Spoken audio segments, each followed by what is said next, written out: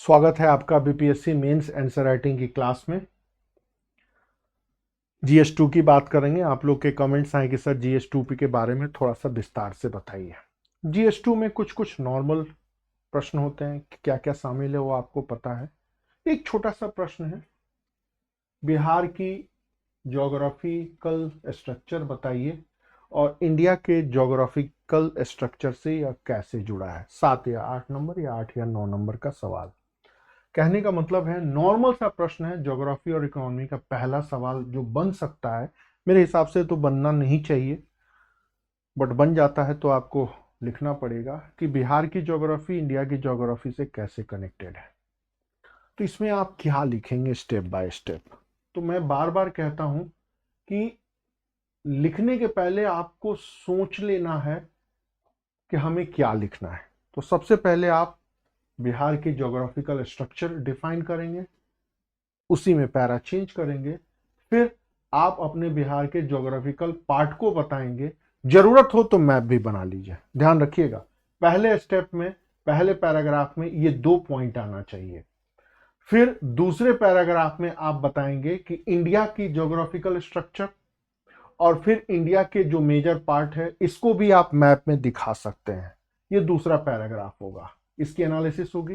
फिर तीसरा आएगा कि बिहार की ज्योग्राफी इंडिया की ज्योग्राफी से कैसे कनेक्टेड है, उसे भी चाहिए तो 2 लाइन लिख सकते हैं या मैप बना सकते हैं। कहने का मतलब है कि इस छोटे से प्रश्न को 3 स्ट्रक्चर में 3 स्टैंड में लिखना होगा कि बिहार की ज्योग्राफिकल स्ट्रक्चर इंडिया के ज्योग्राफिकल स्ट्रक्चर से कैसे जुड़ा है।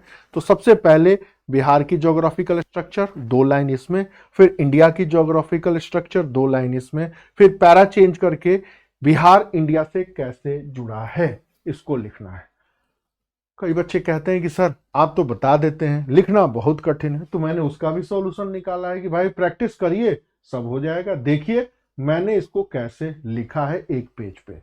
एक बात और जो मैं आपको बताना चाहता हूं वो ये है कि कितना लिखना चाहिए। तो ध्यान रखिएगा, बात चाहे 7 नंबर की हो या 8 नंबर की हो, आपका स्टैंडर्ड उत्तर 1 पेज होना चाहिए। आयोग मान के चलता है कि 1 पेज में 200 शब्द होना चाहिए। और यही बात मैं अपने बच्चों से बार बार कहता हूं कि लिखने की प्रैक्टिस करिए, लिखने की प्रैक्टिस करिए, लिखने की प्रैक्टिस करिए।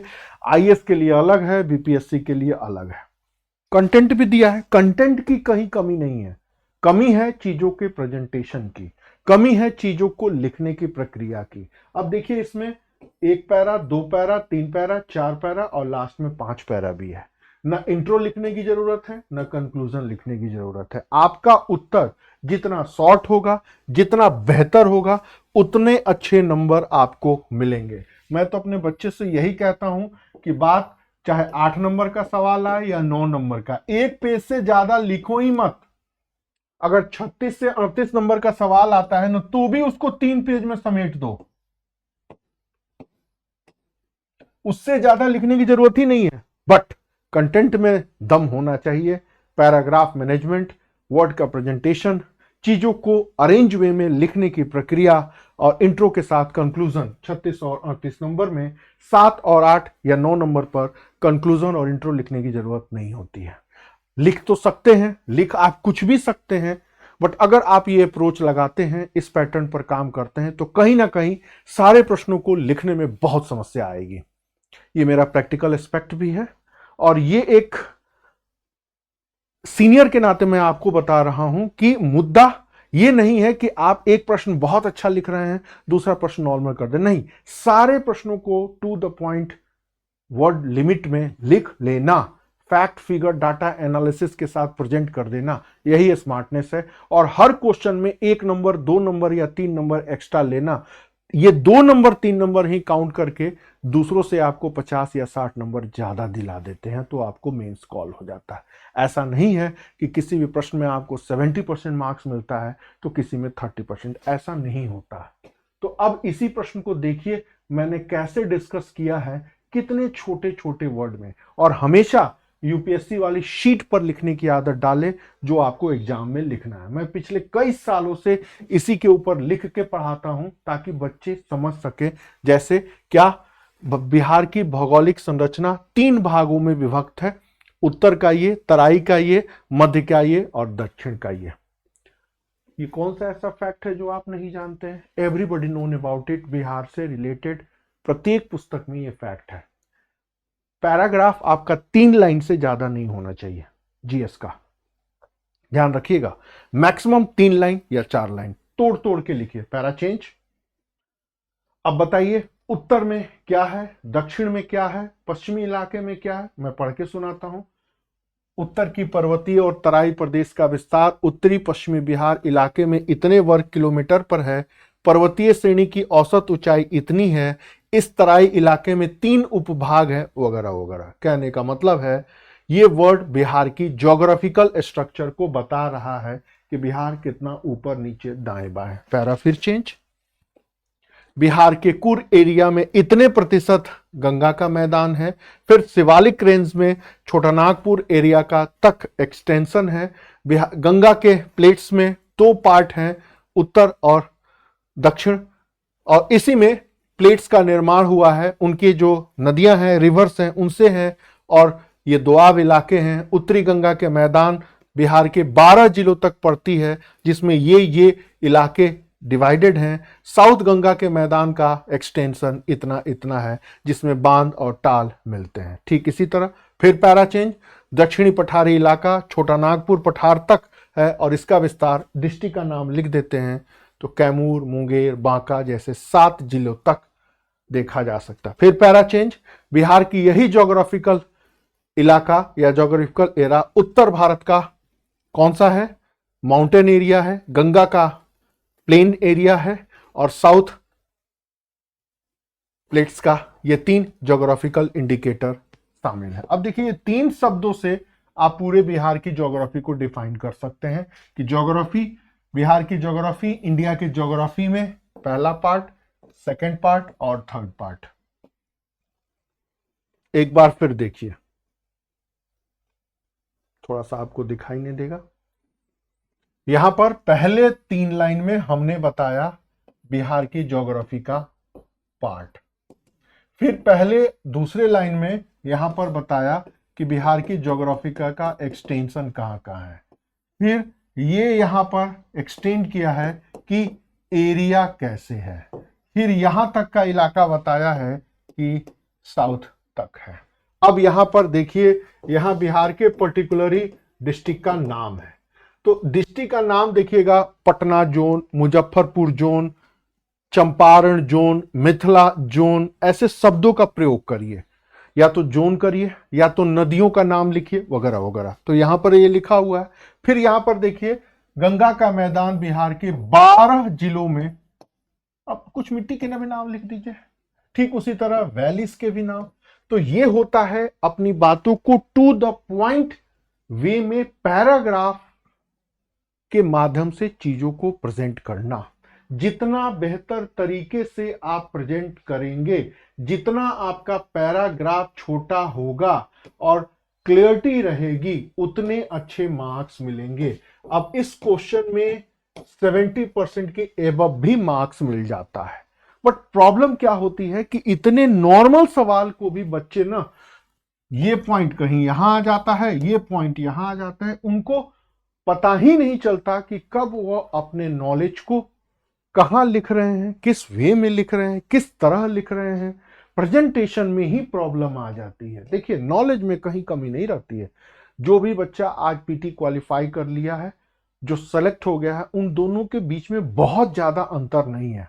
अंतर होता है सोच में, अंतर होता है जो भी सिचुएशन चल रहा है उसके अंडरस्टैंडिंग में, और सबसे बड़ा अंतर होता है आंसर के राइटिंग के प्रेजेंटेशन में।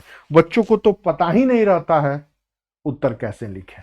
एक नॉर्मल प्रश्न पर भी वो लिख नहीं पाते, कारण वो पढ़ते हैं यूनिवर्सिटी में वही रटंत घुटंत और लिखंत आता है, और हर चीज को जितना लिखेंगे मार्क्स मिलता है। मतलब 600-800 शब्दों में लिखने की परंपरा आ जाती है। तो फिर 125 शब्दों में या 200 वर्ड में या 250 वर्ड में कैसे लिखेंगे? कभी जिंदगी में नहीं लिखे। प्रॉब्लम यही आ जाती है। तो जब जिंदगी में शॉर्ट में लिखने की आदत नहीं बनी है तो एग्जामिनेशन में कैसे लिखेंगे? एकदम सिंपल सा क्वेश्चन है ये कि बिहार की ज्योग्राफी का मेन कैरेक्टर बताएं, और इंडिया की ज्योग्राफी से यह कैसे कनेक्टेड है, इसकी फॉर्मेटिंग और फिर उसकी राइटिंग। तो ध्यान रखिएगा, जीएस में सबसे ज्यादा इंपॉर्टेंट होता है जीएस के हर पहलू के बारे में जानना, सोचना, समझना, और सबसे बड़ी बात अंडरस्टैंड करना कि किस चीज को किस वे में किस तरह लिखना है। पहले आंसर का पहला पार्ट क्या होगा, दूसरा पार्ट क्या होगा, तीसरा पार्ट क्या होगा, कहां इंट्रो लिखना है, कहां कंक्लूजन करना है, ये बहुत चीजें मायने रखती हैं। इसी तरह ये दूसरे क्वेश्चन भी हैं, बिहार के सॉइल स्ट्रक्चर से बना है और इंडिया के सॉइल स्ट्रक्चर से कंपेयर करना। ध्यान रखिएगा, ज्योग्राफी जो भी है बिहार की, एक पूरी ज्योग्राफी पढ़ लीजिए और उसका इंडियन ज्योग्राफी से कंपेयर करिए। ठीक उसी तरह पूरी इंडियन ज्योग्राफी पढ़ने के बाद उसकी बिहार की ज्योग्राफी से कंपेयर, मतलब पर्वत, पठार, मैदान, नदी, नाले, बांध, परियोजनाएं, बाढ़, सुखाड़, ये सारी चीजें जो भारत की ज्योग्राफी में है वो फिर बिहार की ज्योग्राफी में है, और दोनों का कंपेयर आपको होना चाहिए। दूसरी उसी तरह इकोनॉमी भी है, इंडियन इकोनॉमी के जो मेजर कैरेक्टर हैं, फिर बिहार की इकोनॉमी का मेजर कैरेक्टर, फिर दोनों का कंपेयर। जितने भी शॉर्ट क्वेश्चंस आएंगे वो सब इसी मॉडल पर होंगे। जैसे सॉइल वहां दिया हुआ है, आगे भी इसकी चर्चा करेंगे। मैंने अपनी पुस्तक में यही सारी बातें लिखी हैं और हम अपने आंसर राइटिंग में इन्हीं चीजों पर कहते हैं कि कंटेंट तो भाई आपके पास है, ये क्वेश्चन हमसे ले लो और तुम लिखो, और आप जब लिखोगे तो हम चेक करके बताएंगे स्टेप बाय स्टेप कि आपने अपने आंसर में ये पॉइंट लिखा, ये नहीं लिखा, आपने आंसर में ये लिखा है, ये नहीं लिखा, या ये पॉइंट आपने यहां लिख दिया। बस हमारा रोल यही होगा कि आपने जो पढ़ा है, जो सोचा है, जो समझा है और जो उसको लिखा है उसको करेक्शन करके बताएं। कई लोग कहते हैं सर जरा मिट्टी भी पढ़ा दीजिए। मुझे बड़ा गुस्सा आता है कि आप बिहार की मिट्टी आप मुझसे पढ़ेंगे या भारत की मिट्टी पढ़ेंगे? इतना तो खुद से पढ़ भी सकते हैं। आप लिखिए और लिखने में जो चीजें हैं करेक्शन करिए। 90% बच्चे उम्मीद करते हैं कि सर कुछ लिख के दे दें, हम रट ले, घोट ले और पास हो जाए। ऐसा नहीं होता। ऐसा होता भी है तो नॉर्मल। और जो कोचिंग वाले आपको सपना दिखाते हैं ना, बस इतना ही पढ़ लीजिए, इतना ही लिख लीजिए, आईएएस बन जाएंगे, पीसीएस बन जाएंगे, उस भ्रम में मत रहिए।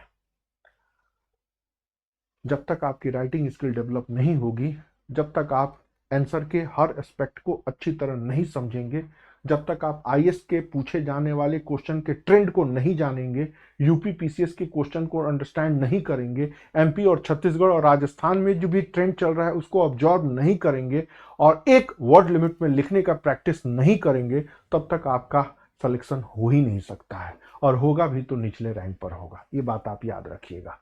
तो बीपीएससी का एग्जाम कई मायनों में इसीलिए अलग है कि यहाँ नॉर्मल क्वेश्चन भी पूछे जाते हैं और हायर लेवल के भी क्वेश्चन पूछे जाते हैं। एक तरफ वो बिहार की मिट्टी या बिहार का सॉइल पूछ लेगा, या बिहार के ज्योग्राफिकल स्ट्रक्चर भी पूछ लेगा, और फिर अगली बार पूछेगा कि बिहार के ज्योग्राफिकल क्वालिटी बिहार के बैकवर्डनेस में रिस्पॉन्सिबल है, इसको शॉर्ट आउट कैसे करेंगे। मतलब बिहार के विकास में प्राकृतिक संरचना जो बाधा के रूप में है उसको दूर कैसे करेंगे। अगली बार फिर पूछ लेगा कि इतने दिन हो गए लास्ट 76 ईयर से बिहार डेवलप क्यों नहीं कर पा रहा है, जब फ्लड को कंट्रोल करने का, ड्रॉटफुल एरिया को कंट्रोल करने का, इरिगेशन का, माइग्रेशन को रोकने की पॉलिसी इंप्लीमेंट हो रही है, फिर भी बिहार क्यों नहीं डेवलप हो रहा है। किसी के पास जवाब नहीं रहता है। अभी इंटरव्यू वगैरह होता है, बच्चों से पूछ लेते हैं कि नीतीश बाबू के 20 सालों के शासन में बिहार अभी भी पिछड़ा है, क्यों है भाई? 3 लाइन में इसका उत्तर दे सकते हो तो दे दो। नहीं होता है। अगर ये सोच अगर आपने बना ली और अपने बातों को लिखना शुरू कर दिया, उस दिन आप टॉप पे पहुंच जाएंगे। और हिंदी बेल्ट, नॉट बिहार की, नॉट यूपी पीसीएस की, पूरे हिंदी बेल्ट के रिजल्ट के फेलियर होने का या कम होने का कारण सिर्फ राइटिंग स्किल का डेवलप ना होना है। पढ़ने में कहीं कोई प्रॉब्लम नहीं है, ना परिश्रम में कहीं वो पीछे हैं, जी लगा के पढ़ते हैं, लेकिन उनको डायरेक्शन नहीं मिलता है कि जो प्रश्न पूछ रहा है उसको लिखें कैसे।